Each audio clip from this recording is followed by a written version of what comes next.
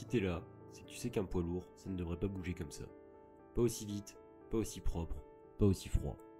Thomas Spinal, c'est pas une hype, c'est une anomalie. Un mec qui efface le chaos sans hausser la voix. Qui ne cherche pas la guerre, mais qui la termine en 1 minute. Il ne fait pas le show, il fait le vide. Il ne cogne pas pour blesser, il frappe pour résoudre. Et ce qu'il propose dans une division de tanks, c'est un jeu d'échecs joué à vitesse réelle. Il ne ressemble à personne, il n'imite personne. Et c'est peut-être pour ça que même les plus grands évitent de prononcer son nom. Aujourd'hui, sur Art et Violence, on ne va pas te vendre un monstre, on va t'expliquer un système, un style, une menace, un blueprint que personne n'arrive à lire et que tout le monde veut éviter. Bienvenue dans la tête de Thomas Spinal. Quand Thomas Spinal entre dans une cage, il n'a pas besoin de frapper pour contrôler.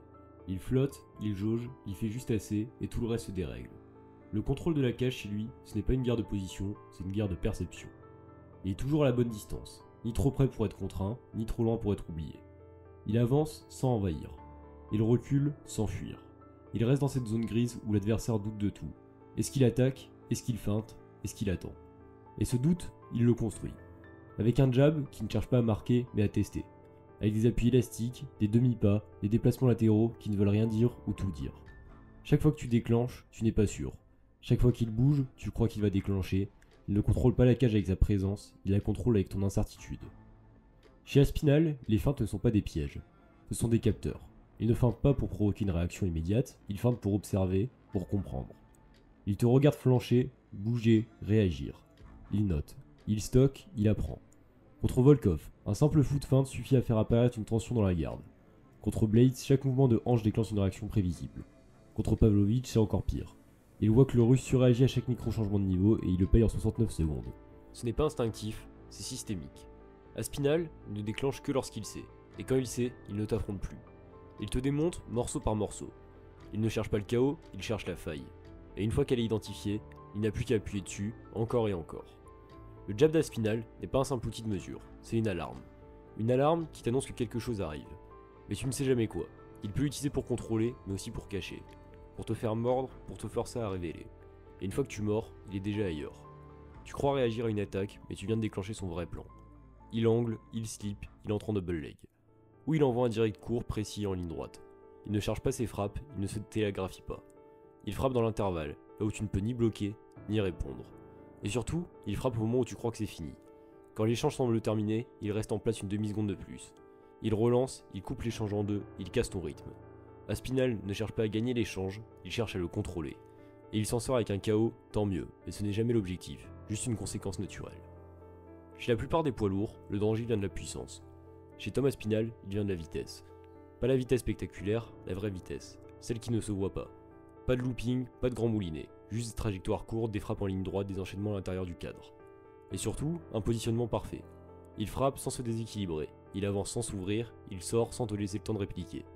Ses frappes partent sans armement, pas de retrait d'épaule, pas de tempo annoncé, tu ne les vois pas venir donc tu ne peux pas les lire. Et une fois qu'il t'a touché, il est déjà ailleurs. Soit pour refrapper, soit pour pivoter, soit pour sprawl. Contre Pavlovich, il n'a pas eu besoin de puissance, juste une droite parfaite au bon moment, sur un mec qui avançait et qui n'a jamais vu venir la suite. 2 frappes, 2 chutes, 69 secondes. Ce n'est pas un bulldozer, c'est un chirurgien, avec des lames trop rapides pour l'œil nu. Il frappe vite, mais ce n'est pas juste une question de main. C'est toute sa structure qui est optimisée. Son corps reste compact, son centre de gravité reste bas, il n'y a pas d'oscillation, pas d'exagération, juste l'essentiel. Il entre avec des mini-steps, des amorces de déplacement qui masquent un changement de niveau ou une percussion immédiate. Il ne charge jamais son attaque et est déjà en position, toujours. Et quand il sort, il ne recule pas. Il s'évapore sur le côté. Il disparaît d'un angle avant même que tu aies pu visualiser ce qui allait te toucher. C'est ça le striking de Thomas Spinal. Ce n'est pas une démonstration, c'est une équation. Tu crois pouvoir l'attraper, tu crois avoir l'espace pour échanger, mais quand tu déclenches, tu ne touches rien, et quand tu bloques du vent. Parce que le vrai coup, celui qui compte, il ne part que quand tu n'y crois plus. Et le plus frustrant, ce n'est que la moitié de son jeu. Parce qu'au moment où tu commences à te dire « Ok, je vais rester calme, je vais attendre », c'est là qu'il change de plan. Il flash un jab, tu lèves les bras et il t'emmène au sol.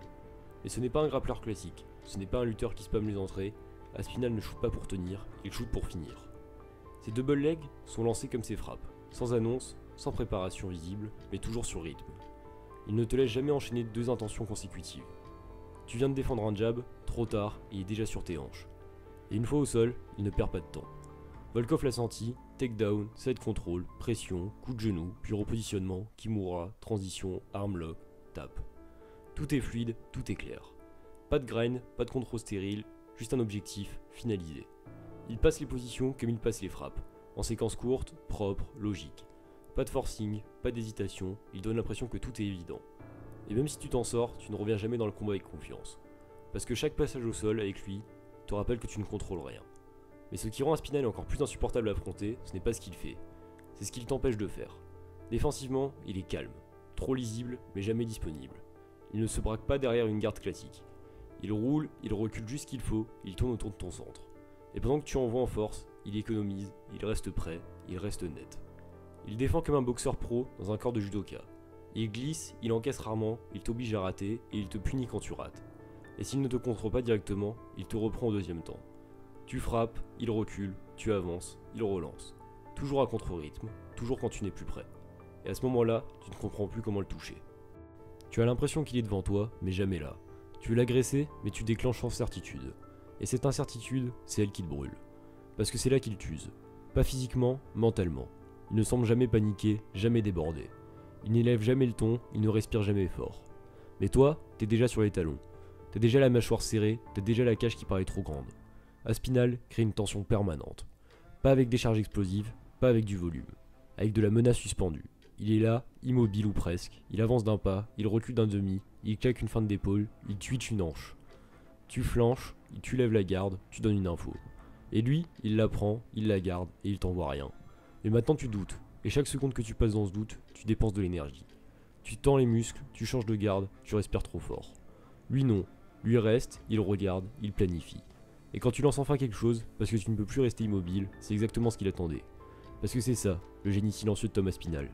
Il ne gagne pas parce qu'il est meilleur sur chaque moment, il gagne parce qu'il t'a amené, doucement, subtilement, exactement là où il voulait que tu sois. Et quand il y est, il ne reste plus qu'à appuyer. Et peut-être que c'est ça au fond qui fait le plus peur. Pas sa vitesse, pas son grappling, pas son QI combat. Mais cette impression insupportable qu'avec lui, tout semble facile. C'est pour ça qu'il n'a pas besoin d'appeler les noms. C'est pour ça qu'on ne lui renvoie pas toujours l'ascenseur, parce qu'à l'heure où tous les regards se tournent vers Jon Jones, Aspinall est là, dans l'ombre, calme, prêt. Et tout le monde sait ce que ça voudrait dire, un face-à-face entre les deux. Jon Jones, le stratège ultime, le maître du chaos contenu. Et de l'autre côté, ce type qui ne parle pas, mais qui dimine. Volkov, Spivak, Tibura, Blade, Pavlovich. Tous effacés, tous sans discussion, tous au premier round. Et pendant que Jon Jones s'appelle Stipe Miocic, pendant qu'il évoque Jamal Hill ou Derrick Lewis, il y a un nom qu'il n'évoque jamais en premier. Un nom qu'il laisse aux journalistes ou au hasard des classements. Un nom trop risqué, trop propre, trop dangereux. Parce que Tom Aspinall, ce n'est pas juste une menace physique, c'est un risque structurel. Il ne vient pas te battre sur ton terrain, il vient t'empêcher d'y exister. Trop rapide pour être géré comme Gann, trop précis pour être ralenti comme Ngannou, trop imprévisible pour être disséqué comme Cormier. Et surtout, trop neutre pour être préparé. Tu ne peux pas le briefer comme un striker, tu ne peux pas le neutraliser comme un lutteur. Tu ne peux pas le piéger avec un plan, parce que chez lui, chaque round est un test. Chaque échange une adaptation, et chaque erreur une punition. Alors peut-être que ce n'est pas un hasard si le combat ne se fait pas. Peut-être que ce n'est pas une question de timing ni de contrat.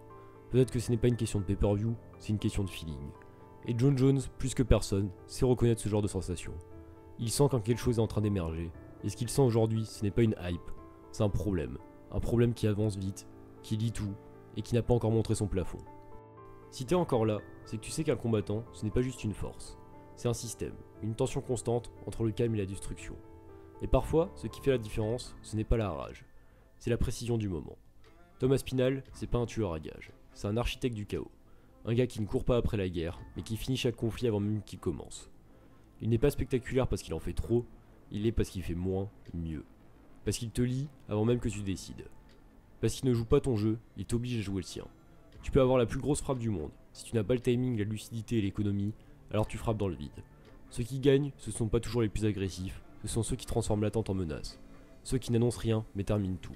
Alors que tu sois combattant, coach ou juste passionné, apprends à observer le silence avant le coup, à reconnaître la vérité derrière la simplicité, parce que parfois ce qui semble facile est en fait terriblement réfléchi. Merci d'avoir suivi cette vidéo jusqu'au bout. Si elle t'a parlé, like, commente, partage-la à un ami, un coach, un partenaire d'entraînement, et surtout, abonne-toi à Arrêt Violence. Ici, on ne vend pas de mythes, on décrypte ce que d'autres ne voient pas. Le réel du combat, sans filtre, ni fantasme. Reste précis, reste calme, et continue à te battre. Avec ta tête, ton timing et ta volonté. On se retrouve très vite sur Arrêt Violence.